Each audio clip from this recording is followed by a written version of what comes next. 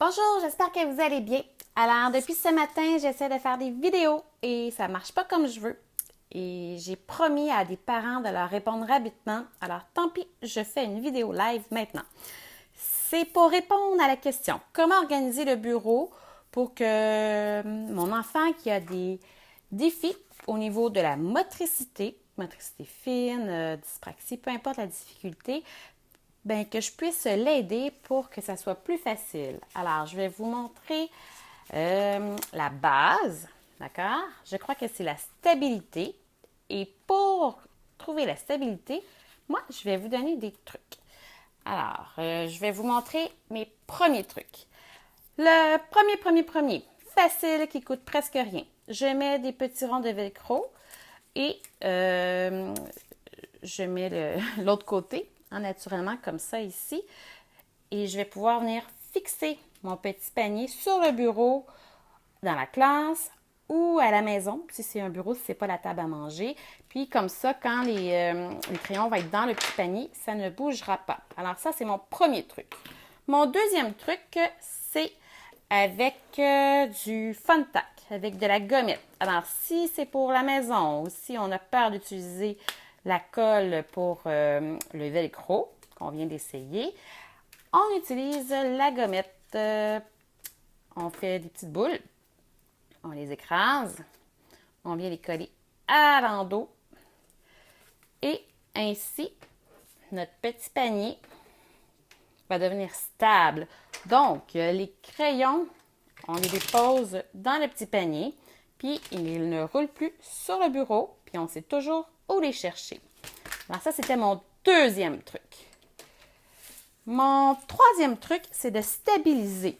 Alors, un bureau, ça glisse. Hein? Si je fais rouler des crayons, vous voyez, c'est pas évident pour les personnes qui ont des difficultés motrices. Alors, il existe des produits comme celui-ci, qui est un tapis de pâtisserie qui permet de stabiliser.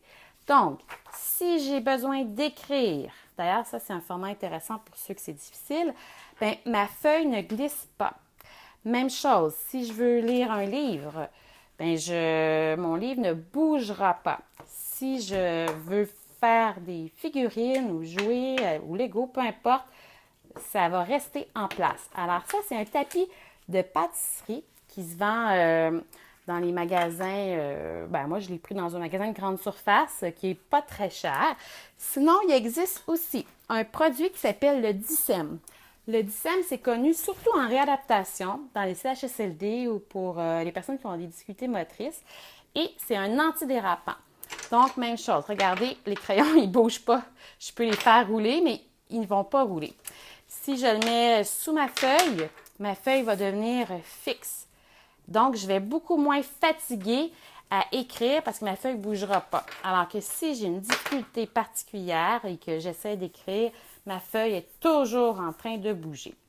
Le Dicem, ça coûte plus cher. On peut l'acheter en demandant des plus petites quantités.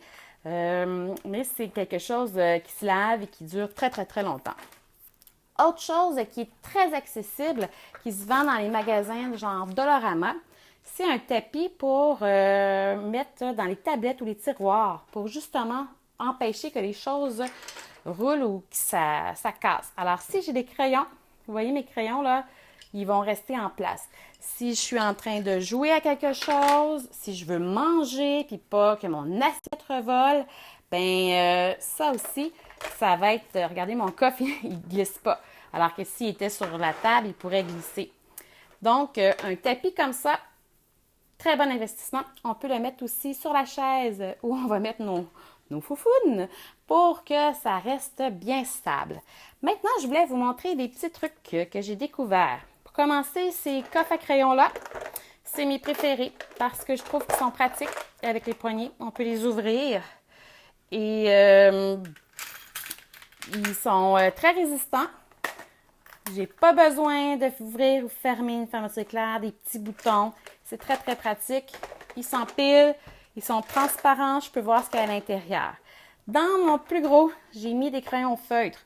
Pourquoi? Je voulais juste vous les montrer parce que c'est des crayons qui ont une forme triangulaire. Et tout ce qui est en forme triangulaire ou texturé, ça va toujours être plus facile à utiliser pour quelqu'un qui a des difficultés au niveau de la prise du crayon, que ce soit au niveau moteur, que ce soit au niveau de la force ou parce que l'enfant est hypo ou hypersensible, mais ça peut être un adulte aussi.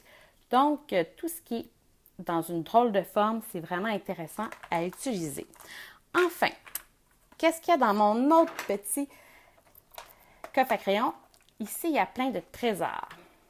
On peut montrer aussi à l'enfant. Bon, quand je prends mon coffre à crayon, je le dépose sur le couvercle. Si je veux faire mes devoirs, si c'est une feuille lisse, je ne peux pas la faire là-dessus, mais si c'est un cahier, c'est une bonne idée, ça ne bouge pas.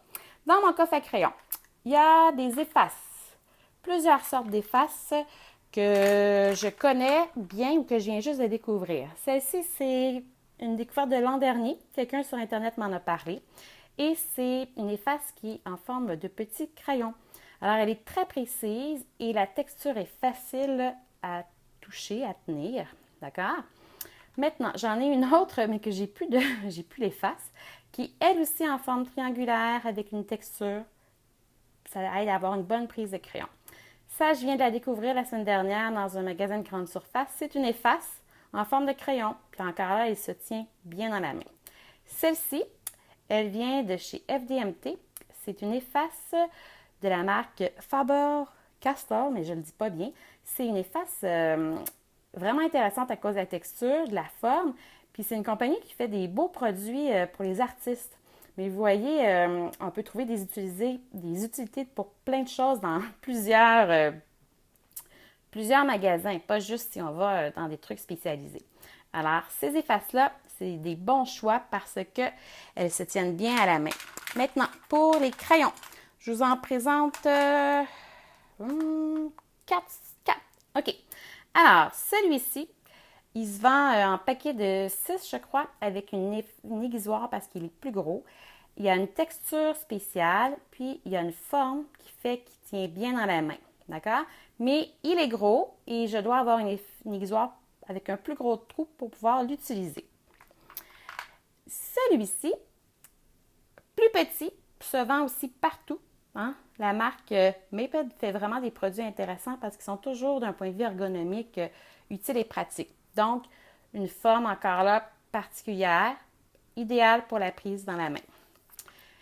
Ici, j'ai un pouce-mine, mais c'est avec des mines de 1,3 mm. Moi, quand j'allais à l'école, c'était 0,5 que j'utilisais. Regardez comment elles sont grosses. Donc, ces mines-là, elles sont très résistantes, puis elles vont aider les enfants qui ont des difficultés parce qu'elles vont être plus fortes et elles vont casser moins vite. Quand on a le choix, on prend pas HB quand on a le choix, mais pour ce format-là, je crois qu'on n'a pas le choix, mais on peut avoir sinon des crayons qui vont écrire moins fort, moins foncé. Donc, crayon pouce-mine 1,3. Sinon, il y a 0,7 qui est intéressant. Un crayon à mine tout simple de la marque Bic.